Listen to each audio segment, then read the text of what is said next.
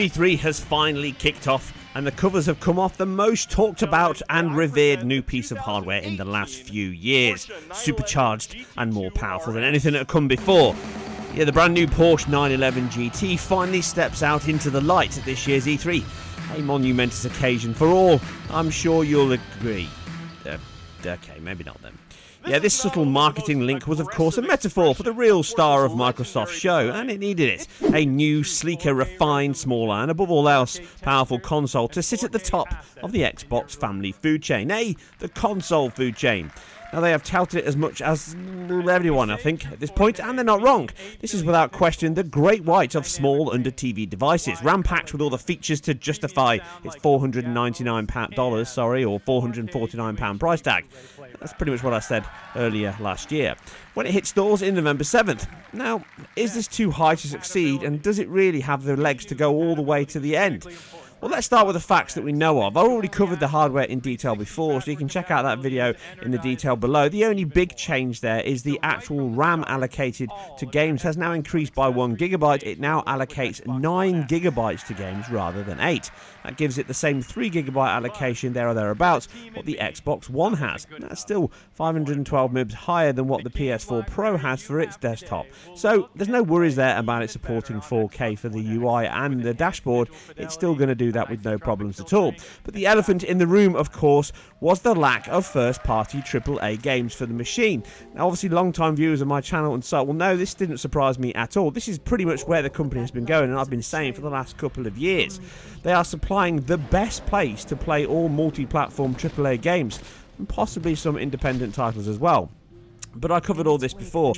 So moving on, what have we seen here? Well, we've got a 4K HDR with its 8 million pixel goodness and however many transistors you can throw at it to make you feel good about yourself in buying this brand new shiny piece of equipment.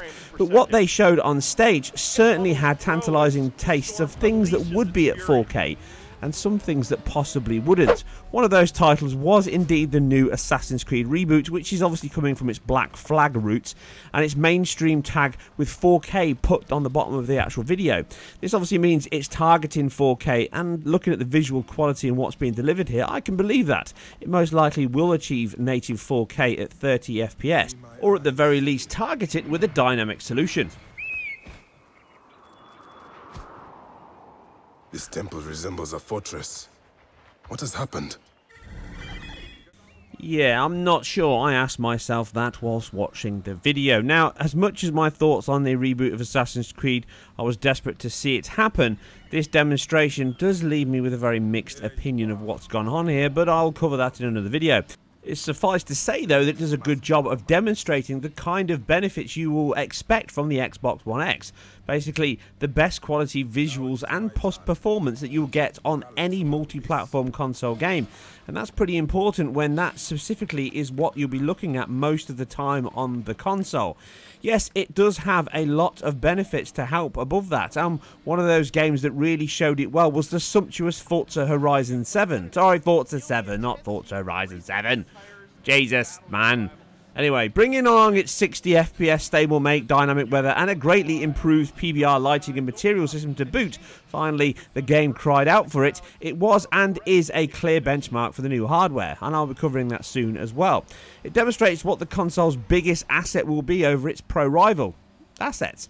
You see, many games, certainly the multi-platform AAA ones, coming from the likes of EA, Ubisoft, Bethesda and the like, are already geared up in creating engines and in-game assets and materials around the new 4K output. I've again mentioned this many years ago. The Xbox One X is going to do little to change that, but what it will do is allow developers to use these exact same assets on the machine alongside its higher resolution. You see, the Pro did many things right, but one of those that it didn't do right was the memory allocation. Yes, it may have been marginally higher, but 512 MB extra isn't going to add much more to texture quality when you're looking at games that can use upwards of 4 to 8 GB. And the Xbox One, even though it's not going to hit those heady heights, it will get very close. And this means you'll see the assets in titles such as Gears of War, even Minecraft is not going to benefit, and the examples on screen and more to come. It will use these assets very well and easier than what is possible on the PS4 Pro, simply because it does not have the space to do it.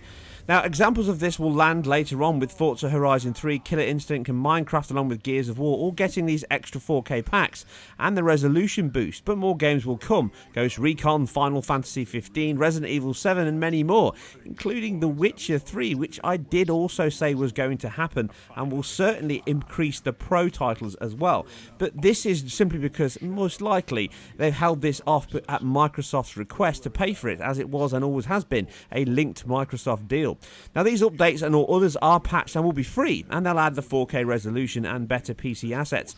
But as I've already covered before in other titles on the Pro, for example games like Rise of the Tomb Raider, even though it uses checkerboard to reach the 2160p output, the texture quality is still lower than the highest quality on PC, certainly at the 4K, and this won't be true of the eventual X1 X update. Not only that, some titles will have enough power left in them, within the machine at least, to actually boost effects further. Gears of War 4 actually does that. Better shadows, more dynamic light sources, higher geometry, longer draw distance. All of these improvements will come in this title, and I'm sure a few more, not just first party ones. Now, this wider bandwidth and greater footprint makes hitting the 4K output buffers easier, and it's not all about the AIU throughputs and teraflops, but I say that a lot. Some games will struggle to hit these huge buffer counts on the PS4. The Xbox One X has another benefit though. On top of the RAM, it can also use this for greater amount of effects, AA, or even loading times for games that do not require the full 9 gig allocation. This is obviously the kind of benefits you'll see with games that don't utilise all the hardware and then can use it as a small virtual hard disk. Games that haven't been patched, for example on the Xbox One, could use it so that loading times are much quicker, and even performance. This is the biggest boost over the Pro. Rather than just the 1.8 teraflop performance increase, it also has over Sony's Elite box. It could empower developers to try more features or techniques on the machine, but most likely what this will end up being is it'll just be more like the PC version than the console one. But the limit there will always be the CPU to an extent. But don't be fooled.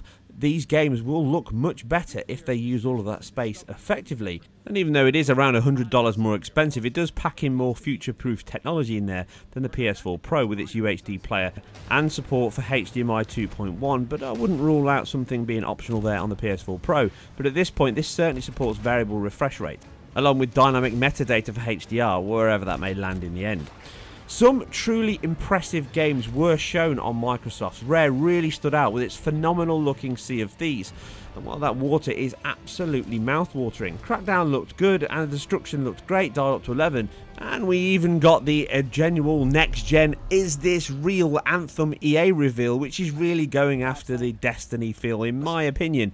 And as mouth-watering and truly impressive as the demonstration was with EA's singular engine now from DICE and Frostbite, it really was a combination of other parts of the game. You can see similar materials, assets being used in there. As impressive as it is, it could almost pass as a Star Wars title. Funnily enough, something the team are also working on.